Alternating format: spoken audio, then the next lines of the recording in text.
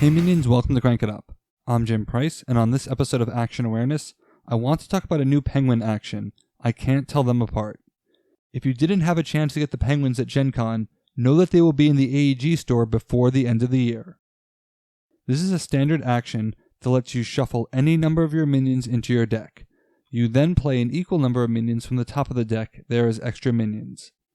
The penguins play off the top of the deck, which gives you free plays without costing cards in the hand. This is mitigated by not knowing what you would get. This card is incredibly random because to be effective, you need a decent number of minions on the base. You need to abandon those minions and hope that they get replaced with effective ones. This card, for me, is like playing King of Tokyo, where you have a decent but not great roll and you pick up all the dice and re-roll them again to see what happens. Completely random, but I don't care. In case you don't know, I love King of Tokyo, and therefore I love this card because it is absolutely insane if you can pull it off. It can backfire, sure, or you could explode spectacularly, and it is incredibly satisfying when you do. On the surface, this is a difficult card to utilize because it has the same problems as Transformation, but on a crop circle scale. You don't know what you are getting, and you are losing all of your equity in the minions. Fortunately, the penguins have no such equity. They do not receive power counters, and they have no play on minion actions. And they have benefits that activate when they are played off the top of the deck, while also having Dancing Penguin as a built-in backup plan. The main stars of this play are going to be Command Penguin, who can help you net extra minions if you have extra minions in your deck, Baby Penguins, who can help you net extra minion plays if you have other minions in your hand, Snazzy Penguin, who can help you draw the cards you need for Baby Penguin, and obviously Dancing Penguin.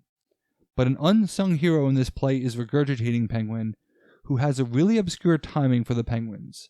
Regurgitating Penguin is a minion who can be played off the top of the deck that reveals from the top of the deck. So what does this do? Cards revealed off the top of your deck are no longer part of your deck. They are in Penguin Limbo. So Regurgitating Penguin can actually let you reorder the next 3 cards. This is significant when you do not have the minion plays to play all 3 minions, so you get to prioritize some while also strategically positioning your minions well.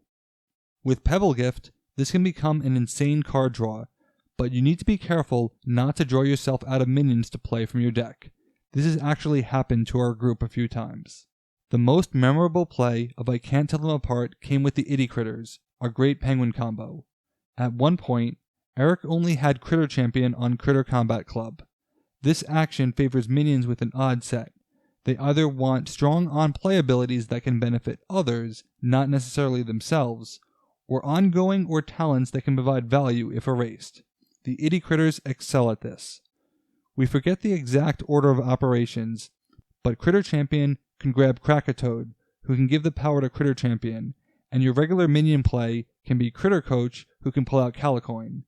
Given the extra minion from that base, that's 4 minions you can replay without the loss of equity, and any one of them would be great to activate again. It was insane watching the base go from 5 to breakpoint, but that's the kind of power that this action can provide. Even more insane is the robots, and this pairing should never be allowed, because the swarm on swarm potential is insane. You absolutely net extra minion plays. A common play is to chain all 4 Zapbots together, but playing this action can potentially replay all 4 Zapbots, giving you 4 extra minions. The penguins are conveniently depowered to be in Power 2 range, and the robots are conveniently in the Power 3 range for Baby Penguin. Although I Can't Tell Them Apart forces all the minions to a single base, the robots can easily break this up with their other plays, and Surfing Penguin can move the Microbot Alpha should the Alpha end up in your deck.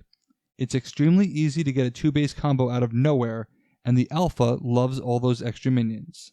Sonus will kill me if I don't mention the Changer Bots, who are surprisingly well suited for this type of play.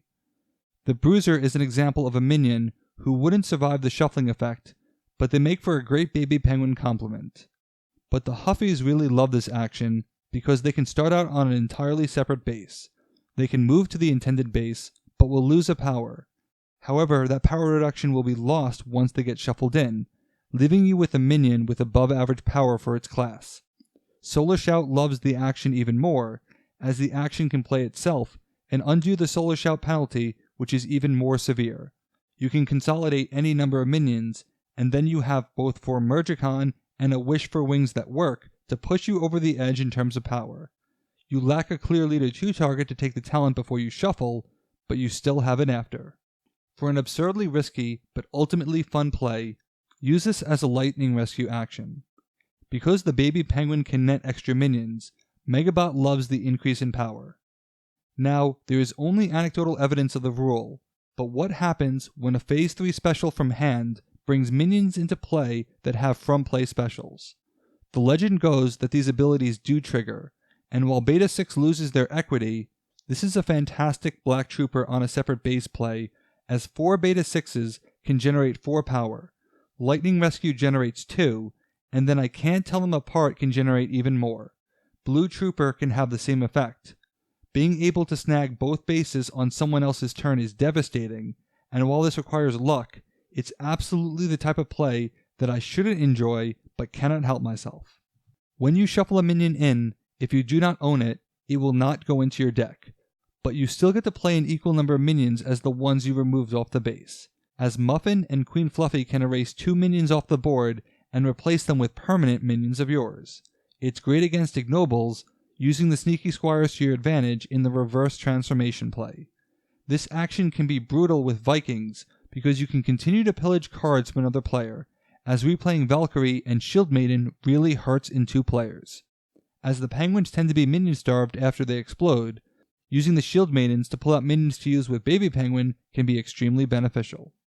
Many of these plays rely on getting specific minions back, which can be doable if you know what is in your deck.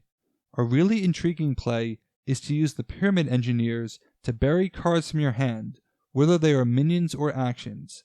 If you do, you can shuffle in the Pyramid Engineers to play them again, which would uncover the cards the previous selves just buried.